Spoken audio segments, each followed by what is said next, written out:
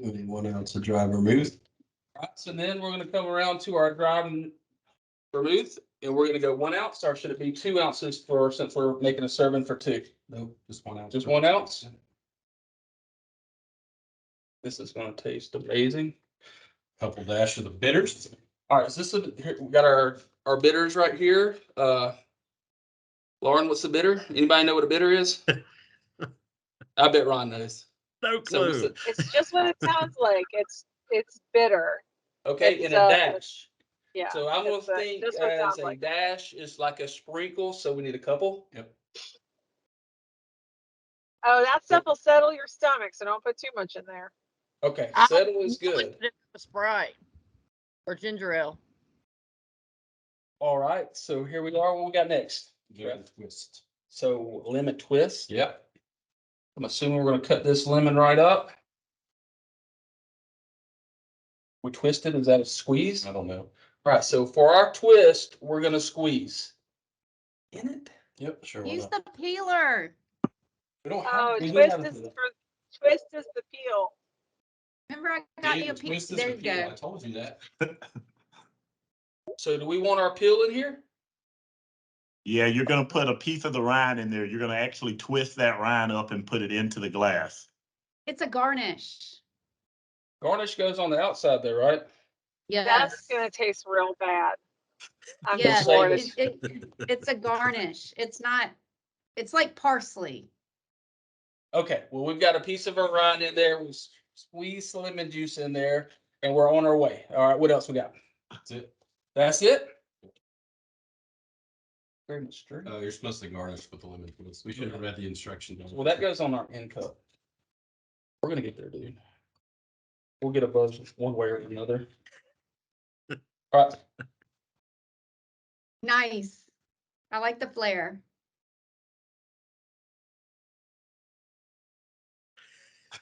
stop that.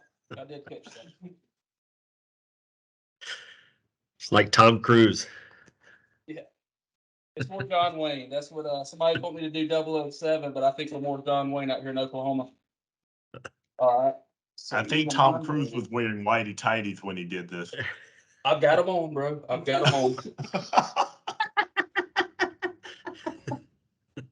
It's laundry day in Oklahoma. Wrong movie, Tino. Is that your garnish? That was risky business, Tina. All right, we're gonna try this, and hopefully we'll be around for the questions and conclusion of this episode right here. And we're not cleaning up. No, we've got a whole. Don't talk about your sticky hands. That's all right. We're gonna toast to the dry season, but also we just worked our butts off in Oklahoma City this week with training, and so I think Travis did a phenomenal job on that. So we can all toast to Travis on this night. Cheers. Cheers. Pretty good. Best dry martini I've ever had. Consider it's the only one I had. I do not think it's beatable. Animation. Yes.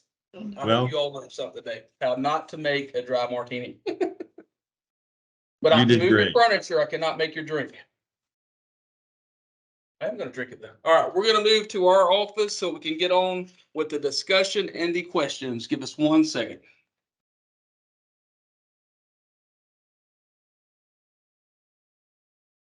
Travis laid back and he's pouring more, so it wasn't that bad. All right. Well, good job, Jim. Hopefully you'll still All be right. able to make that drive. It's only 10.5 hours. I'll be fine. Okay, All right, so we're gonna jump in here and just get started if you're ready for this. I'm ready.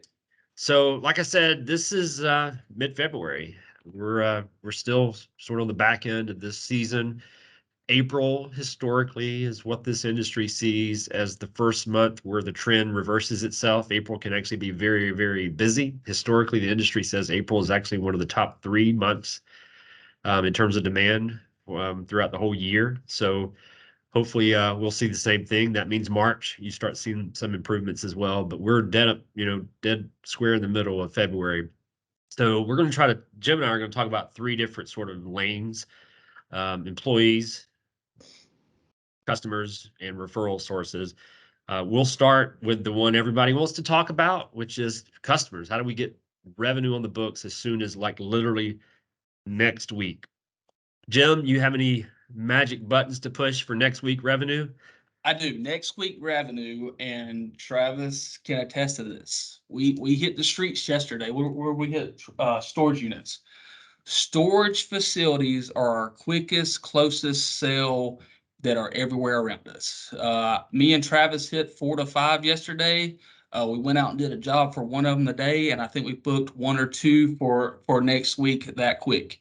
I did not expect it to be that quick, but we went over some managers, and today they had their storage unit sell off when people don't pay their bills, and we got calls immediately to go ahead and start putting work on the ground today.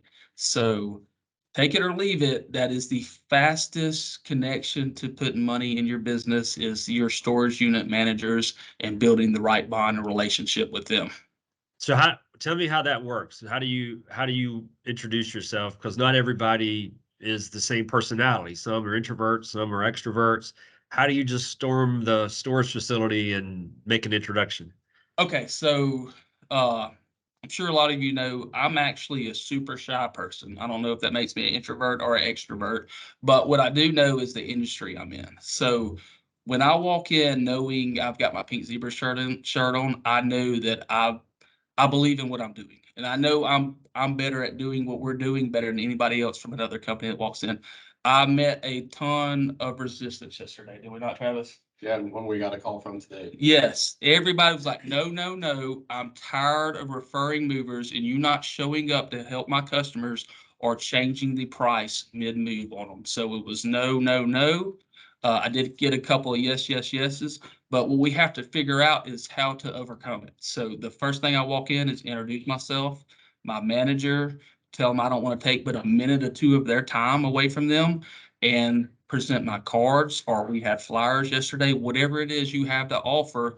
I want to get to know them. I don't just come in spraying off how great Pink Zebra is. The first thing I want to do is know how many storage units they have on their property. I'm engaging with them, finding something out about their business. And it was between 280 and 750 storage units per location I went to yesterday. My next follow-up question to them is, what's your occupancy? And I want to know, and I want you to know that the average, they're based on 2 things. A manager at a storage facility is how clean and upkeep their place is and how full they are. Anybody below 90% is in risk of their job or getting a review or getting a talk to from their owners on what they can do better. So that's going to determine the direction I'm going in to close my sale. If they're below 90%, I go, well, that's amazing. We have calls come in all the time. We don't have our own storage units that are looking for a company to refer us to get storage. We would love to send them your way. Maybe we could work together and be your preferred vendor, and maybe we could help fill up some of your units. And I mean that. I mean, we do get calls, and I get asked, what storage unit do y'all refer? And as long as it's a clean place and a good manager, why wouldn't we help them out? Because they see people every day moving furniture. 4 to 5 to 10 people a day walk through their door needing furniture or could possibly need movers. So if they're below the 90%, the way I attack that is maybe we can help you, and then I go into how good we're going to treat their customers. If they're above 90%, I usually compliment them. I say, wow, you're an amazing manager. Obviously, you're doing a great job here. We do get calls. Maybe I can send some people your way. You don't really need that, but how about wouldn't you like a good partner to be able to refer? And that's kind of when I go into what we do better than other companies. I don't name drop other companies. We stand on what we do better here, what we're proud to do. I'll go ahead and let them know, hey, we're so happy to have your customers too. We're going to buy them dinner the night before they move. We're going to be bringing them a surprise box. And they're like, you're really going to do that? And most of all, I tell them, when our movers check into your unit, they're going to come in and say hello to you, ask you if you need anything. They're going to do their job. And when they finish, they're going to check back in with you and ask again if there's anything you need from us before we hit the road. A lot of storage units have people moving out, and when they move out, they leave trash or or a couch or something while our guys are on site, I like to offer, hey, maybe we could throw that in their dumpster for them. Maybe we could pick that heavy couch up and move it away from them. I kind of want to scratch their back or offer them something instead of just begging for their jobs. So once they feel like we can help them some, they're more often going to want to do business with us. So do you walk in there with a handshake, or do you have a leave behind, a brochure, toys, whatever? Like, I have a lot of times with our good storage units, I like to bring our trucks. They love our trucks. And if you go anywhere in Birmingham, Alabama, you walk in there, you're going to see a pink zebra truck sitting on their desk. Or you're going to see some movers, crappy cards over there next to one of our beautiful trucks with our cards. I took a card yesterday and a brochure, and I never walk in without a handshake. Look them in the eyes, shake them in shake their hands, and then proceed. And one of the most important things I didn't say a while ago, we want their business card when we leave, because this is not a one-stop time. Like, we want them to know we're going to follow up with them. We're going to come back around. You just can't go in there one time a year and think that you're going to have a bond good enough for them to refer people to you. what type of success rate should we expect? So me and Travis hit home runs yesterday. We were about 5 for 6. Me and David Bowen one day, the first 7 places we stopped at pretty much said get off our lawn, and then we closed with 3 really good ones. My goal every day when I go out is to build 2 really good relationships. An average relationships is 2 to 3 jobs a month in my book. So if I can build 2 relationships every day, in 30 days, I will have 60 jobs, the ability to do 60 jobs just on them storage units per month. So that's kind of the way I look at it. I need to build 2 good ones. Don't go to 8 and get told no and put your head down and give up, because all it takes is one really good relationship, and that place could pump 10 jobs a month on you if you get the right one. That's good stuff. All right, storage facilities. That's a that we're talking dead time, but that applies to the summertime as well, right? Of course, of course. All right. By the way, any idea what kind of tickets are we looking at for what you did yesterday? So we did a smaller job today, a clean out, We cut them a deal, obviously, Travis, and we probably shouldn't cut it that low, but I think next week we've got like a $800 quote on one of them. Yeah, it'll probably be between 8 and 9. So $800 or $900 job from the work we did yesterday. However, we talked to a guy named Rob who did not want to refer us. I hope. We ended up talking him to giving us a shot. And that's going to be the $800 job next week. He said if we accomplish it and do a good enough job, he's over 30 properties. He said, y'all kill this. I'm tired of referring people that don't do a good job, don't show up, or change the prices on my customers. He goes, I'm going to send you out to all 30 of my properties. And that's what we call a grand slam. And I go baseball terms a lot because I love baseball, but it blew me away when he said he's over 30 properties. That is awesome. But even $900, you think Yeah. about how long did you spend with Rob yesterday? 5 minutes. 5 minutes. 5 minutes for $900. That's Yeah. pretty cool. All right, so we'll talk that. If you guys have questions later on, feel free to ask more about storage facilities. That's definitely probably the most direct way to generate revenue as soon as next week. Jim, you got any more nuggets to share with us for next week revenue? So while I can't guarantee you this is next week, but I've talked to all of you about the apartment complexes, and normally your apartment complex advertising is going to be 2 to 3 to 4 to 5 weeks down the road, but there is stories. I've one time I sent 2 of my movers out because it was a slow time, and I gave them a handful of cars, and I said, you drive this truck around, hit any place you can, go in, talk to the apartment managers, and pass our cars out.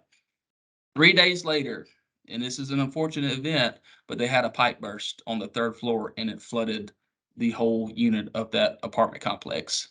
So 3 days later, we were in charge because they said our movers were so nice and so genuine when they walked in. We ended up moving 14 units out. Pack and move, not just moving. We packed everybody's stuff up. The insurance covered it, and then we moved them all to another side of the apartment complex. So I think it ended up being like a $19,000 ticket.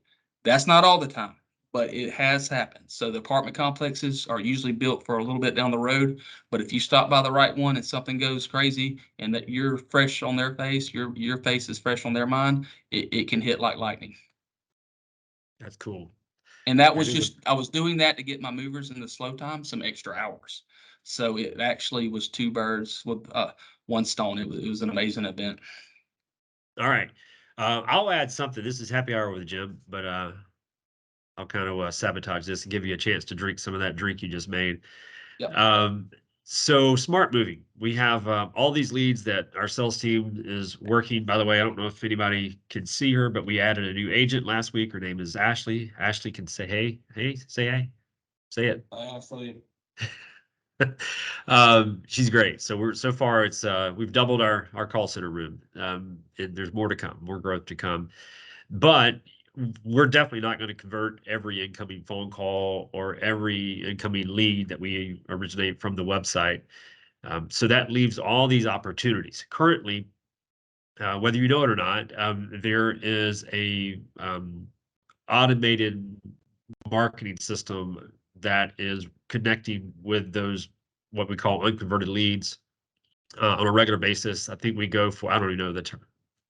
Hayden may know, but there's a certain amount of time that we reach out to them and we engage with them via email. We want to expand on that later on, but for now it's all via email, and we've seen limited success, but still success, and it really doesn't cost really anything. So why not keep doing it? However, every time we receive a lead, we get their name, their phone number, their address. We know a lot of personal information about themselves, like how many people live there, if they have pets, where they're moving to. There's so much what I call personal currency. And with that personal currency, we do very little right now other than use this automated marketing process. So I feel we call this lead farming. It's sort of a term that we coined, but it's very much like farming, in my opinion. When you get that lead and you find out who it is, there are certain ways to use that information in creative ways to reach out to them. Jim just said that um, these storage facility managers don't want to be bothered. They've had all these people say they're going to be great, they're terrible. Well, that doesn't happen with moving customers. Moving customers are the exact opposite. No one reaches out. They make a call, we give them the quote, and then that's it. Everybody leaves them alone, including us, really. So there are some really generic things you can do, and again, more creative things you could do to connect with a potential customer. If on the creative side, if you happen to know them, you guys live there locally, and it doesn't take a whole lot of effort to figure out if you may know them either socially or in your personal network, or maybe someone else knows them. Those personal connections can go a long way.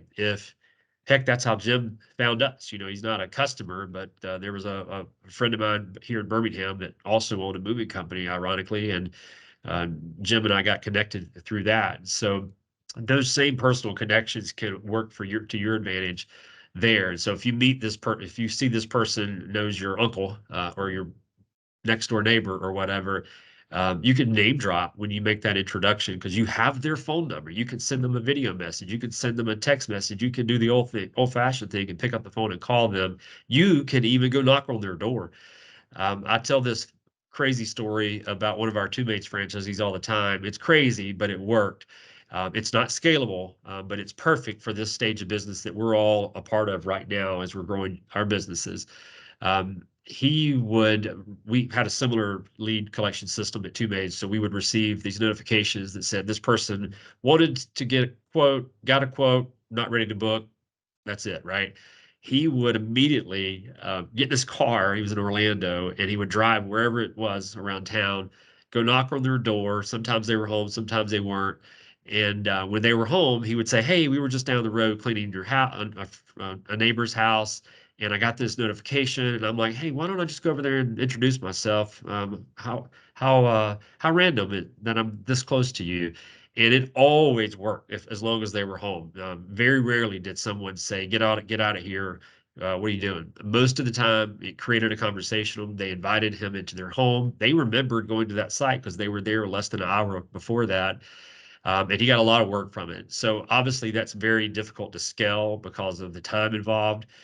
But again, at this stage, and he was early on in his business when he employed this, it's something that we could use. So we've got all this personal currency, like I said, and most of the time we just sort of let it evaporate, and we just hope the marketing automation takes care of it.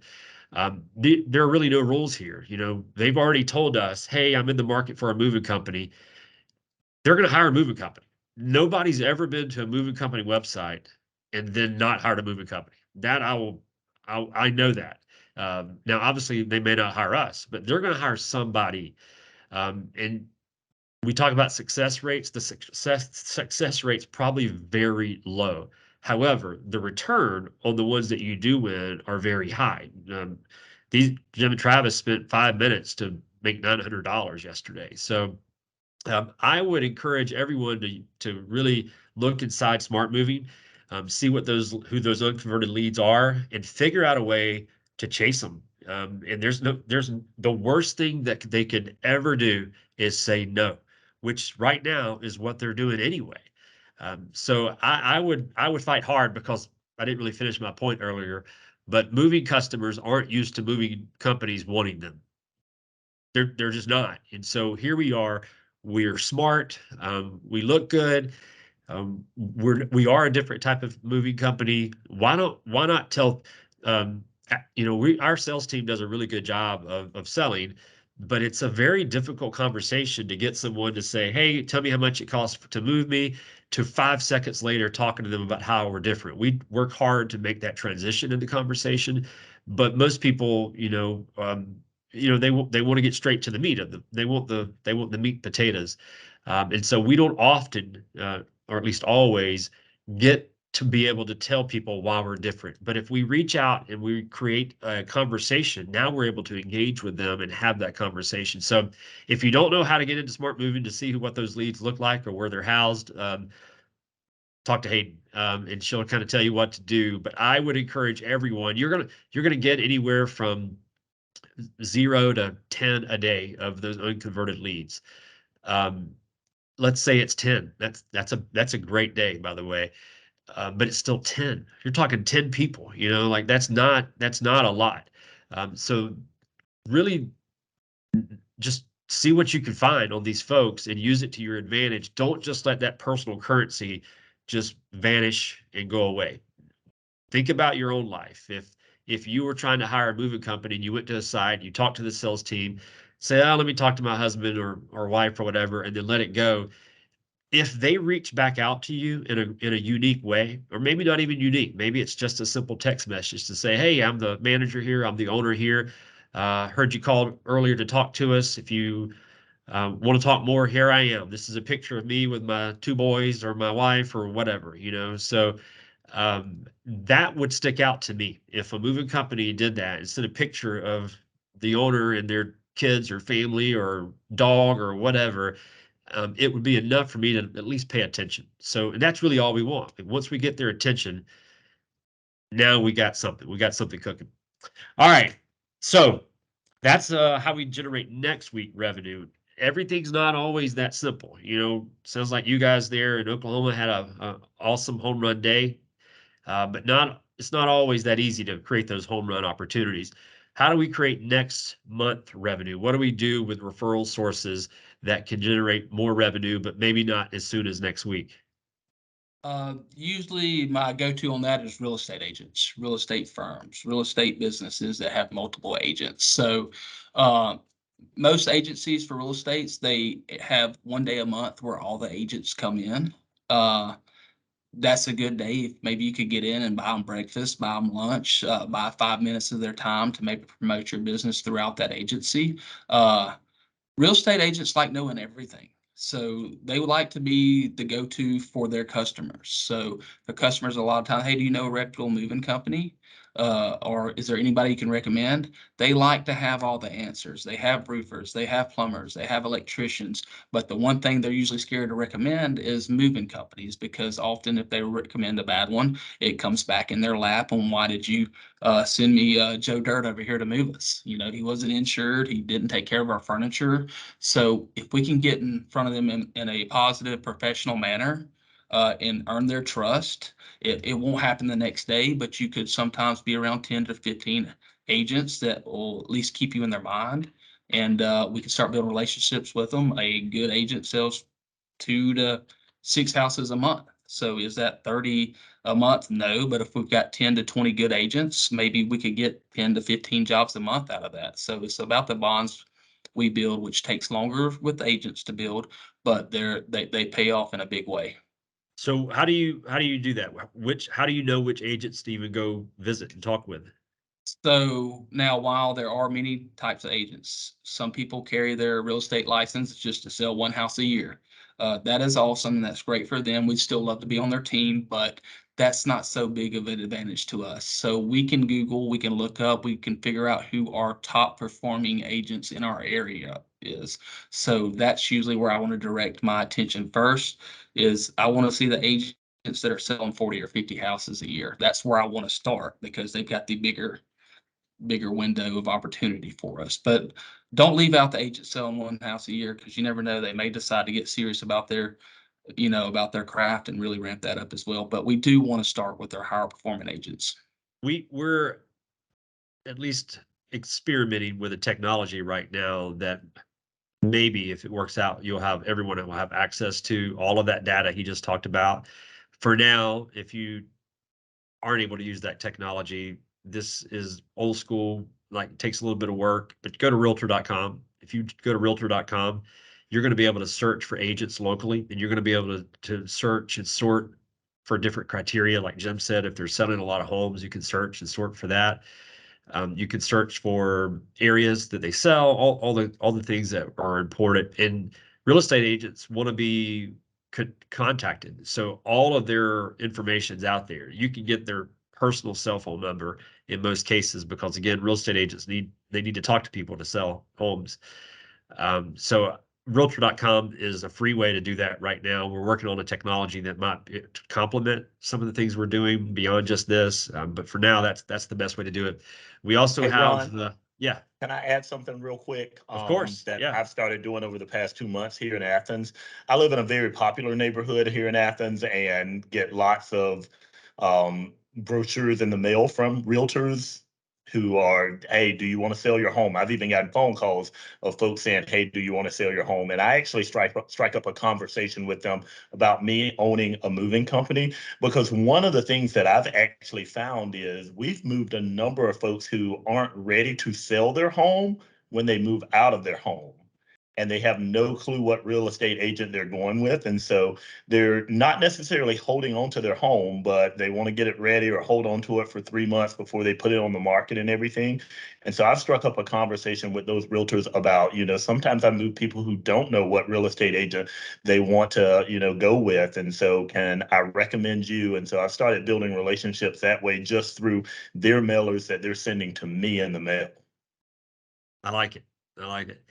Um, Hayden, I may get you to talk a little bit about USA home listings. There's another interesting opportunity. We don't have quite as much personal currency as we get with an unconverted lead, meaning we don't have their cell phone numbers like we do when someone provides us that information. But USA Home Listings is a tool that we're experimenting right now. We're actually investing behind the scenes to send letters and postcards out. We've always done that, but we used a different vendor previous. The reason we like these guys is, one, the industry recognizes them as sort of the leader in this particular type of business, but probably more importantly, we get more information. The previous vendor would just send this information out, and they sent us a report that said, hey, I sent this information out, and we just had to trust it. This actually we have access to the database, so we can determine all sorts of really cool information because it connects directly to the local MLS. We can see how many pending transactions are happening locally. We can determine how many homes are currently listed and then sold as well. And so we don't have their phone number, but sometimes Google provides that to you. We do have their name, we do have their address, and that's still enough information for us to use in a positive way. So we are going to do those things for you right now. We're in the early stages of that, and you'll get that on our behalf, and hopefully you'll earn revenue because of that. In the meantime, Hayden, what are some ways that these guys can leverage that tool? Well, I've talked to a few of you about it, and I've actually sent some lists to Travis Dunn. I sent it to you at the Oklahoma City, and Mitch to you in Wilmington. I'm working on the rest, but you, like Warren said, you do get the name and addresses of these. And so the ultimate and quickest thing is to do something similar to like what Auburn did with the keychains. Send something to these people. Get on it quickly. It's quicker for us to do it, like have that list downloaded and work on it. As David did on the email that I sent out, he took those boxes, he hand delivered them to people's houses. You have to be careful because you don't want to just like be crazy and like maybe show up on somebody's doorstep and bother them. But if you can go leave something or mail something to them directly, you have access to that whole list there. And to give you a little bit of exciting news from that, every market's different. The time of the year determines, the demand for this type of stuff. But currently in our Alabama markets, this is a general number, but there are between 300 to 400 pending real estate transactions in Birmingham or in Auburn or in Montgomery. And these aren't, this isn't New York City, so, and it's also February. So that tells you what kind of demand occurs sometime in the summer. But that's 300 to 400 opportunities you have right now. These guys are going to be there. That's a pending transaction, which means more than likely they're moving in the next 30 to 45 days. So we're going to do our part. We're going to send some letters to them and some postcards, and that's not going to cost you anything right now. But there's more you can do with that, in my opinion. So if you're wanting to learn more about that, just reach out to us or Hayden, and we'll walk you through it.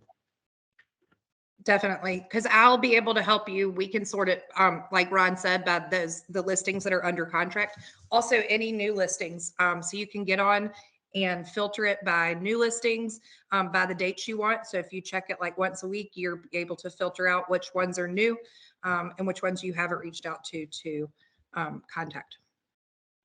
All right. One other thing, then we'll get to your questions. Jim, I got to ask you one other thing, because we talked about revenue. One of the reasons we need revenue this time of the year is because we don't have as much volume, which means we aren't able to employ our guys as much as we will later in the summer. And that sets us up for a tough summer if we're going through a lot of new guys, this summertime. So what are some things you can do as a manager or as a franchisee to provide work/money to your employees when there's not as much work on the schedule? Yeah, there's several different things. And one I explained earlier, how we got the apartment flood contract is it's good to see our trucks. They're giant, beautiful. They look great going down the interstate. They look great in the neighborhoods. So send the guys out with some flyers. Maybe you want to send them with some business cards. Have them stop by your local facilities, your apartment complexes, anywhere you can think of. Even the MLS or your realtor.com shows you the houses for sale. Maybe they go through one of the nicer neighborhoods around you, and they get out and they give a card to some of the houses for sale. So that's one way. That does cost us money with payroll and fuel and stuff like that. We're aware of that. Another smaller thing is office cleanup, getting the trucks cleaned. We like to clean our trucks every two to 3 weeks around here. So let them go out there and clean the truck. Let them have pride in their truck, have all their equipment. They can help with your inventory. They can help with the office work. Hey, they can even come in and do some cold calling to some companies, flooring companies, construction companies. You never know when these type of companies need extra help. Some of these other companies aren't as seasonal as us, and they still need help even in our slow season. Like flooring companies are there to put floors down, not move furniture. Carpet cleaning businesses, they're there to clean the carpet, not move furniture. So there's little things that you can bring your employees in to do to help that you couldn't do all of it by yourself or your manager couldn't. It helps keep them around and employed here, which we need because we've already spent the time and the money to train them the proper way. And there's ways for them to do that and help bring revenue into us. All right, last question, then we'll open it up. We've talked about what we could do to just generate some revenue, right? We've all these different ideas. It's fun talking about those things. We are in a scramble this time of year to just load that schedule with anything and everything. What are some things to stay away from? Don't do these things, even when you really need revenue next week. I want to start by one thing is I've got a lot of these revenue ideas. So when this ends today, owners or managers reach out to me. Obviously, I can't cover all of this stuff in an hour, but I'm always here for you if you need some ideas to generate revenue. One thing I try to stay away from, Travis is probably going to elbow me in the back of the head real quick, is trash haul off. Okay. And there's a reason. Yes, does it pay? It usually doesn't pay well, but it gets our trucks dirty. It ruins our equipment. It makes our guys sick. We almost had to go to the dump today. Good thing we had an alternate plan, but the dump is often muddy. Some The- rubbish. Rubbish, yeah, a little bit of rubbish. So Like, you may think it's a great idea to go do that to get some extra revenue, but it's actually going to cost you more money down the line on your moving pads that are now ruined. Your trucks is filthy. It's got to be cleaned. Also chemicals, produce, stuff like this takes special licenses to move, and we're just not equipped to do that stuff. I want to make the money as bad as you do, but at what cost legally and financially? For a quick dollar, we could end up in some real trouble. that old lady. Yeah. I'm Yeah, you- sorry, Jim. I'm sorry. It's okay. It's just a little rubbish. You told Said me a a fun little bit of story rubbish. about someone's carburetor, right? Did you move that off or Yeah, yes. So actually, I've got a call before. It wasn't a carburetor. A mechanic shop wanted me to come help deliver some engines, right? And I was like, well, I'm kind of slow, and I could use that extra $800. That would be a good deal. Not only did I get to the mechanic shop, and the engine was full of motor oil and gas and smelled terrible. It was terrible to move, ruined all our clothes. We put it on our truck and oil's all over the back of our truck. It took months to get that out of the back of our truck. The smell was in our pads. They were rendered useless at that. And as we all know, what pads cost around here. Yeah, I made a cool $800 for that, a couple hours of work, but I probably lost between $1,200 to $1,500 in damage claims, lost revenue, and buying new equipment. So I see money signs too sometimes, and I make a quick bad judgment, and that one got me. all right. All right, we're gonna let everybody else talk. If you want to ask a question, I think the easiest way to do it, since everyone's muted, is to just raise the hand, the virtual hand at the top, and then I'll find you and open you up here. Yeah, raise your hand, bro.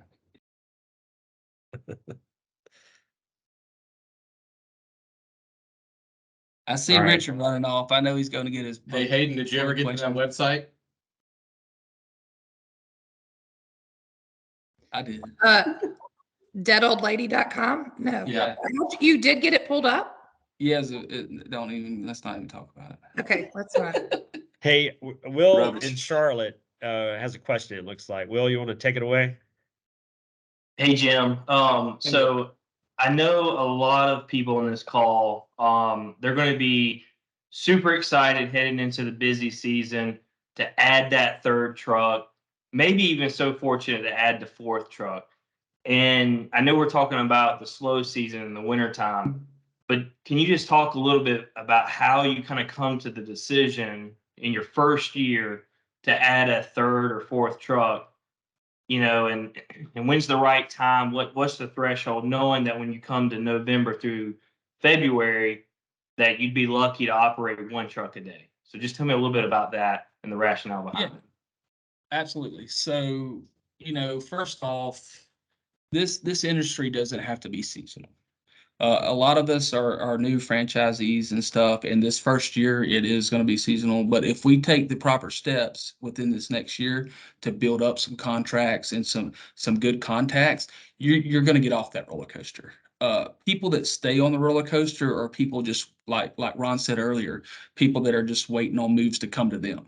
But if we're out attacking, in our marketing and sales, we're going to be able to get off that roller coaster. But in your question is, for a while you're going to do day rentals, right? And you're going to know your numbers in your business, and you're like, man, we're keeping this rental truck here 4 to 5 days a week, and we're losing money on it. Please don't make a quick decision just to go buy another truck, right? We want to see a sustained path of 6 months. You're still making money with that rental truck, I promise you, with our rates. But if you're leasing or purchasing with your monthly payments and your insurance on owning that truck with your maintenance is, after about 6 months, you'll be able to see, what's going to be my best decision here.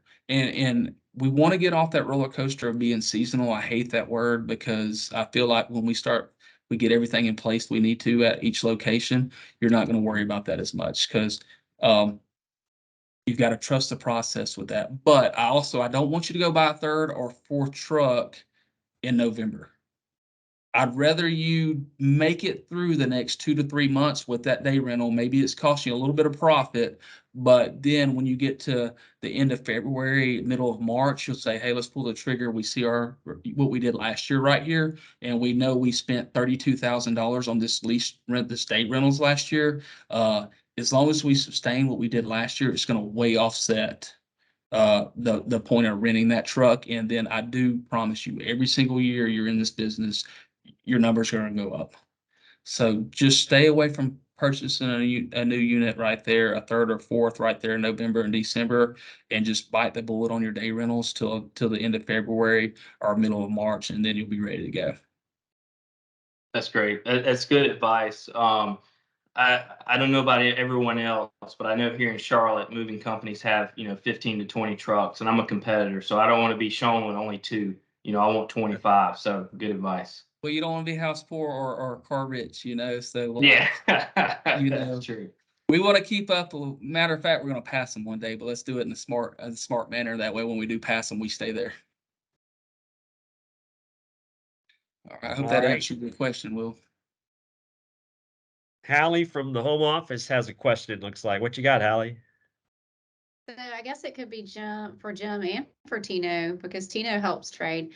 Just out of curiosity, when you go to different markets, do you ever learn anything new, or do you think it's kind of same across the board in all the towns? Yeah, Tino, I'll go first and I'll let you pick up since you just finished the training too. So I came out to Oklahoma City. First thing I learned is the windiest place. I guess probably Chicago has it beat, but it's insane the amount of wind. But what I also learned. I almost lost my dress this morning on the streets of Chicago. So trust yeah. me, we got. Well, I figured that's that because it's the windy here. city. But it's the same here. And here's the cool thing I learned. And it kind of reminds me of Auburn. As I went and hit all these places, all I heard is how negative the outlook was on other moving companies from just not doing what they say they're going to do. We've got a good market here in Oklahoma City. And I know when I leave here, if Travis just keeps his word and says, follows our motto, he's going to push these other guys to the side. There was every manager was tired of people just not showing up after they booked a job, after getting a referral. And I can't imagine somebody going out of their way to refer Pink Zebra and then it's not showing up. It blew me away how little companies around here were not trying, like Ron said, to get the business. They're just hoping it came to them. And so what if it didn't? All right, you go ahead, Tina. I don't think that I've seen anything different in my travels to Wilmington and Auburn as far as what the moving industry looks like. What Jim said about these moving companies not showing up, not doing things the right way. I think you see that all over the place. And I think what people are surprised with is that Pink Zebra is a company that's coming in and really revolutionizing what moving looks like. And so we gain their trust really well. But what I think is really unique, and I don't know if this is because because I'm new to the moving industry and I've learned a lot in a very short period of time. But when Jim and I were in Auburn together, the interesting thing is as you hire movers who have been in other companies and they get to Pink Zebra, they start believing in you and what you're doing, and they believe in doing it the right way. In both Wilmington and Auburn, I learned something from folks who were already in the moving industry and had worked for other companies who said, you know what, no one does it like Pink Zebra is doing. And so what I would say for all of the franchisees out there is hire good people and allow them the ability to really invest in the company with you because they know that we're a new company. And I mean, like I've learned from these guys, even Jim learned something when we were together in Auburn. And I taught him that here this week. It's really, really cool to see people who have been in the moving industry for so long come to a moving company like ours and say, you know what, I want to work for this company here. And they start actually engaging in really thinking about how do we do marketing. I mean, Cam got a really, really cool idea from one of his movers about how to drum up business using Zeek and everything like that. So what I would say is different in our company, not necessarily different in the market, is that we are not only getting buy-in from, you know, the connections that we have with realtors and storage units, but we're getting buy-in from longtime movers, which is huge. You're going to see people who are going to start saying, you know what are they doing over at Pink Zebra because they're getting all the good guys. I like it. All right, Nathan, I think you have a question. All right, so and this is actually kind of for all you guys, for Ron, Tino, Jim, you guys. So how long did it really take before y'all noticed, or how long did it really take for y'all to build the brand of Pink Zebra? The reason why I asked that question is because I mean, you know, people around here, I've noticed some questions about the pricing. Okay. And of course, a lot of it's going to come from the fact of people don't know the brand of Pink Zebra and what we have to offer. And granted, you can explain to them what we have to offer, how we differ, but how long did it take for y'all to really see, or how long did it really take for y'all to build the brand of Pink Zebra? Yeah, so we were very fortunate, I guess that's the right word, to open our first year in April. April 1st was our first day of operations, and so we were on the front end of the boom season, and we missed that winter. We lived our first winter shortly after that, obviously, and like Jim said, you don't want to go through the up and down, but we live through the up and down. So um, our what I learned from that experience, and Jim, you could talk about yours too. But my experience, I was more active in the daily operations than I was toward the end. In the end, before we sold Birmingham to the Prines, I was basically inactive. But early on, I was in the morning meetings. I knew the guys. I met with customers and did everything but drive the trucks and move the stuff. But really, it was. This is not probably the direct answer you want, but the more you provide that great customer experience we keep talking about, then what I saw was more people talked about it, whether it was cool things that they did on social where they would tag us, or where you would see people ask questions like in a community chat, like who's the best moving company to hire? And you would see former customers talking about us. Being active and providing a better experience is going to be newsworthy for people because that's not what they expect in this industry. That builds that snowball that Jim's talking about, where you don't have to live the valleys. Right now, you're building it, and so you in a perfect, if things are perfect for you as you start, you're going to move a couple people a day. Well, that's 6 days a week. That's 12 a week. In a month, that's 48. So a very, very, very busy month for you is going to be serving 50 customers. That tipping point takes a while to occur because there's just not a large volume. So you've got to get behind that or in front of that, and you've got to manufacture those conversations because the customer experience is great, and those conversations do occur. But again, the volume is just not there. So it's beating the streets. Some of the stuff we're doing right now, You said it, like people don't know who we are right now. So it's our job as a brand, as a company, as a franchise to tell people what we represent. There are publicity opportunities. There's local opportunities. I've yet to meet one person in the 2 years plus that we've been building this brand, literally 100% of the time. I've never, ever talked about what I do for a living now and someone not go, holy cow, that's great. You guys are amazing. I wish I'd have known about you when I moved.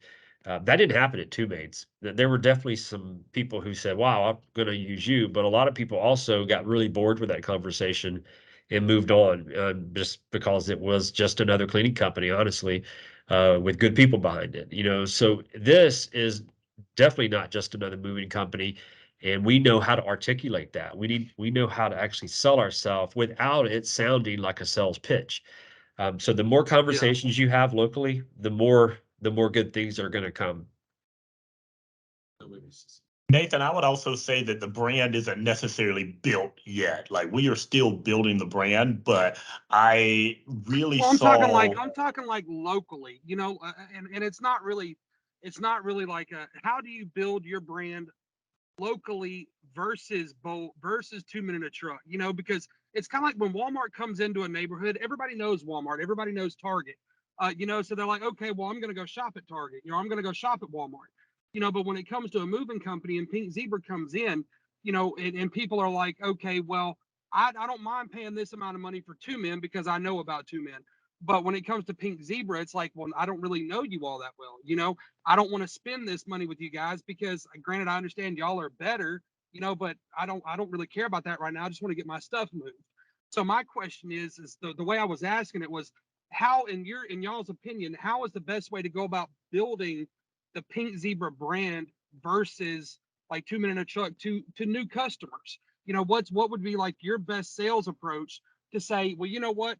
This is what we have to offer. This is how we vary. How long did it take for you to really build that brand for customers to really see, okay, well, there is a big difference between you and 2 Men. That's easy. Ask them if they've ever hired a moving company before. More than likely, the answer is yes. More than likely, it was a negative experience. Then tell them exactly what you do to combat that, what you do to defeat all those issues they've had with other moving companies. That's why we exist. That's why we built this company. That's why we're here in Auburn.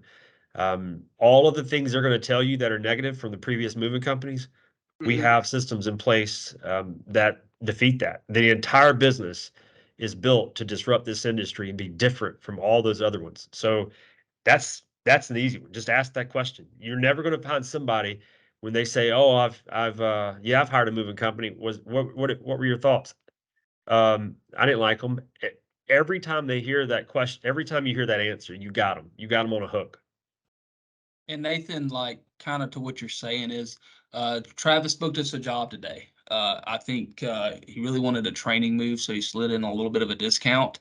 But I made sure we had to capitalize. If we don't have a lot of jobs at once, we have to capitalize. I personally went to the customer and I said, "Hey, we did a great job for you." He's like, "Yeah." I said, "Hey, it would mean the world to me if you left us a 5-star Google review." And I said, he goes, "Yeah, anything, that's no problem." Then I also told him, I said, "It would also mean the world to me if you could go back to that, the storage unit manager and tell them we did a phenomenal job." I don't like being direct like that, but like if we don't have a lot of jobs right now, when we get one, we got to go above and beyond. We've got to follow up the day after. And if there was something that didn't go absolutely perfect, we've got to make it right immediately on our first step out of this race. So I normally wouldn't do that if I had 20 or 30 jobs this week, but I know if I'm in a slow week, I've got to go above and beyond to make sure that one person lets at least 5 more people know. And I know you want it to start and just boom next week, but like it just doesn't work that way yet. But all the stuff like even me and you went did, it's gonna capitalize. It's gonna take a minute. And so, but when you do get one right now, you've got to squash the life out of it to make sure every squeeze comes out that's going to be positivity for us. And Nathan, your best sales pitch, or at least I feel like my best sales pitch, is our people. You are the best sales pitch.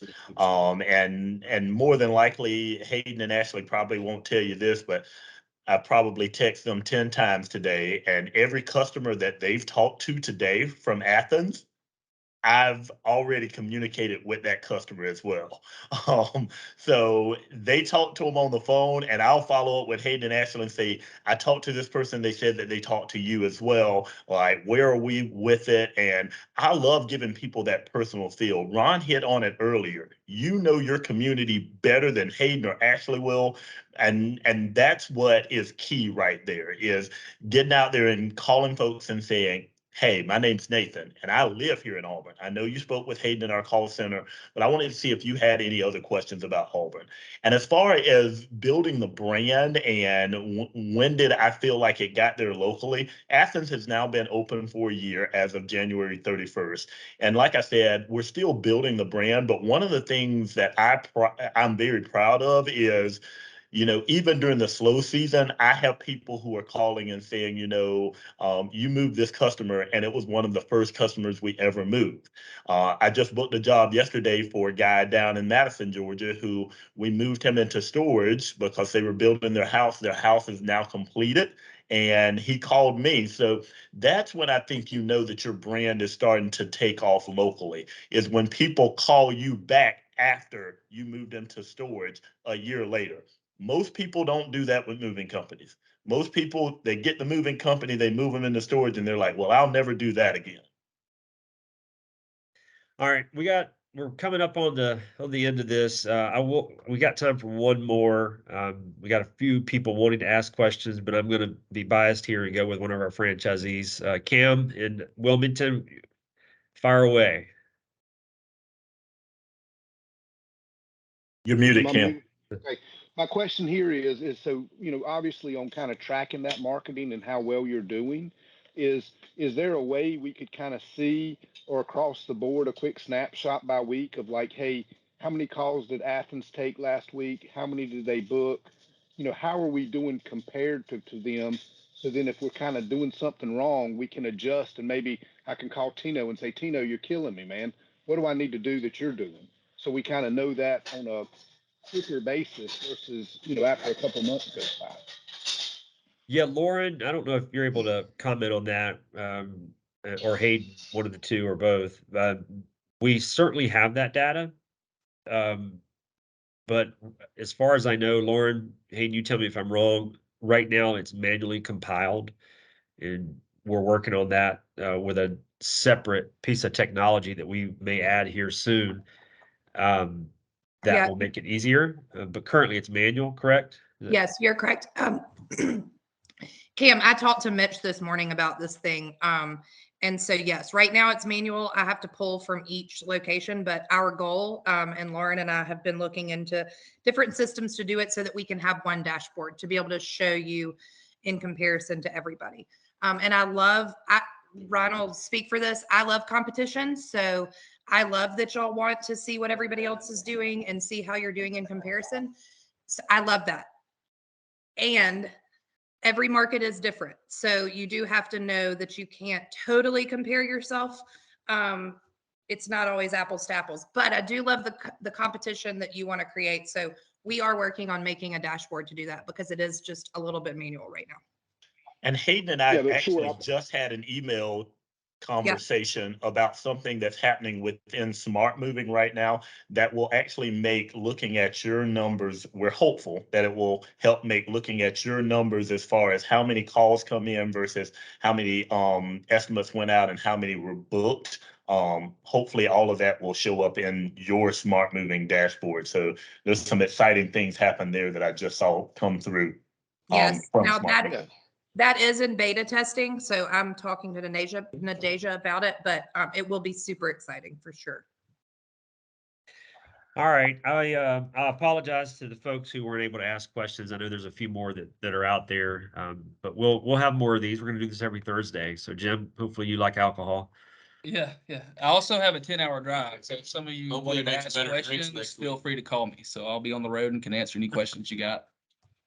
Well, hey, it looks Ron, like next week's happy hour is going to be great because Richard's out there barbecuing, and you'll be in Columbus for the next one. So great time. We're gonna have a great time, Jim. This is gonna be the best. We're gonna drink all day though, right? Experience you've had since you've been doing this.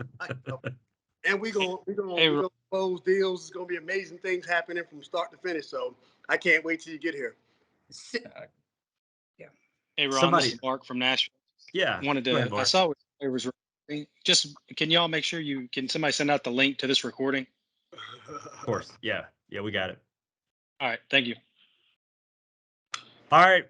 This is fun. This is our first time doing this, guys. Not our last. We are excited to be growing as a brand. It's we've been waiting for this day, honestly, where we can bring everybody together. What I learned from Two Maids, this is common sense. So we all know this anyway. The tighter our community is, the stronger we are as a group, you know. So we can share ideas. What works in Wilmington could work in Oklahoma City and vice versa. I can't wait to see what this brand does over the next even just several months. It's going to be a fun summer. So get ready.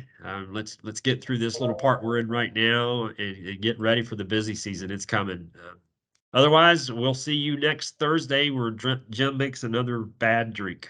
Yes, sir. Y'all have a great night. Thank y'all. Thank you, guys.